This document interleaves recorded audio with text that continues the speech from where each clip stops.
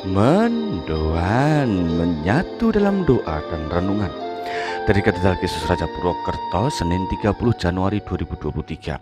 Saya Romo IA.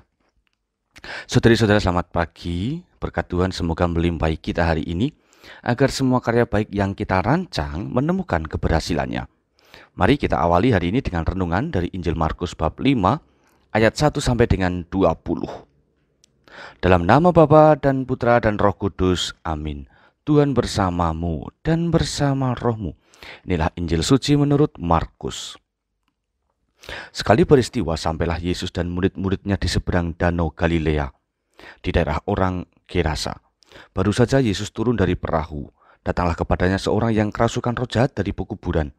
Orang itu diam di sana dan tidak ada lagi yang sanggup mengikatnya dengan rantai sekalipun. Sudah sering ia dibelenggu dan dirantai, tetapi rantai itu diputuskannya dan belenggu itu dimusnahkannya, sehingga tidak ada seorang pun yang cukup kuat untuk menjinakkannya. Siang malam ia berkeliaran di pekuburan dan di bukit-bukit sambil berteriak-teriak dan memukuli diri dengan batu. Ketika melihat Yesus dari jauh, berlarilah ia mendapatkannya. Ia lalu menyembahnya dan dengan keras ia berteriak, "Apa urusanmu dengan aku, hai Yesus, Anak Allah yang Maha Tinggi? Demi Allah, jangan siksa aku." Karena sebelumnya Yesus mengatakan kepadanya, "Hai engkau roh jahat, keluarlah dari orang ini." Kemudian Yesus bertanya kepada orang itu, "Siapa namamu?" Jawabnya, "Namaku Legion, karena kami banyak." Ia memohon dengan sangat supaya Yesus jangan mengusir roh-roh itu keluar dari daerah itu. Adalah di sana di lereng bukit sekawanan babi sedang mencari makan. Lalu roh-roh itu meminta kepada Yesus, katanya, "Suruhlah kami pindah ke dalam babi-babi itu dan biarkanlah kami memasukinya." Yesus pun mengabulkan permintaan mereka. Lalu keluarlah roh-roh jahat itu dan memasuki babi-babi itu. Maka kawanan babi yang kira-kira 2000 jumlahnya itu terjun dari tepi jurang ke dalam danau dan mati lemas di dalamnya. Maka larilah penjaga-penjaga babi itu. Mereka menceritakan hal itu di kota dan di kampung-kampung sekitarnya. Lalu keluarlah orang untuk melihat apa yang telah terjadi.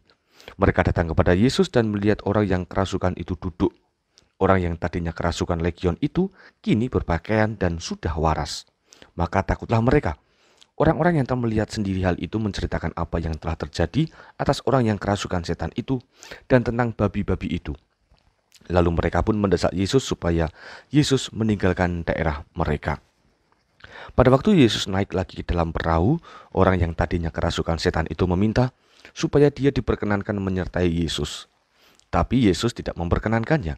Yesus berkata kepada orang itu, "Pulanglah ke rumahmu, kepada orang-orang sekampungmu dan beritakanlah kepada mereka segala yang telah diperbuat Tuhan atasmu, dan ceritakan bagaimana ia telah mengasihi engkau." Orang itu pun pergi dan mulai memberitakan di daerah Dekapolis segala yang telah diperbuat Yesus atas dirinya, dan mereka semua menjadi heran. Demikianlah sabda Tuhan. Terpujilah Kristus. Selalu ada masanya bahwa perjalanan hidup kita menemui jalan terjal. Ada banyak gangguan yang disebabkan oleh faktor di luar diri maupun justru dari dalam diri sendiri. Menanggapi hal ini, baik bila kita terus menguatkan diri untuk melibatkan Tuhan. Kemajuan kualitas diri kita itu sebetulnya dipengaruhi oleh bagaimana kita menyediakan diri dibentuk oleh Tuhan. Sebagaimana Injil tadi, Yesus membantu setiap orang yang membutuhkan bantuannya. Saat semua kuasa duniawi sudah menyerah kalah, Yesus selalu hadir sebagai penyelamat. Orang yang kerasukan dapat mengalami kesembuhannya secara sempurna tadi. Dan ini adalah contoh ketika Tuhan sudah bertindak, maka jalan hidup kembali dapat dipijak. Saudari-saudara, terkadang yang membuat kita masih berada pada jalan terjal itu adalah karena kekerasan hati kita yang hanya mengandalkan kekuatan sendiri. Maka, jika menemukan kesulitan, banyak orang menyerah, lalu putus asa maupun memilih mundur. Beda cerita jika kita mengandalkan Tuhan. Mengandalkan berarti melibatkan Tuhan, sehingga hanya kuat kuasanya lah yang bersinar terang dalam hidup kita.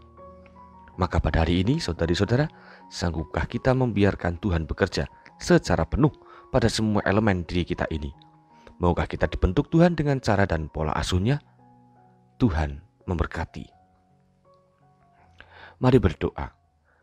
Allah Bapa Maha Kudus, berilah kami kesempatan memperbarui diri dalam kuasa-Mu. Mampukan kami untuk sungguh-sungguh mengandalkan Engkau, arahkan semua pikiran, perasaan, keinginan, dan perbuatan kami hanya kepadamu, sehingga yang terjadi pada dinamika hari ini merupakan rencana dan karya-Mu. Demi Kristus Tuhan kami, amin.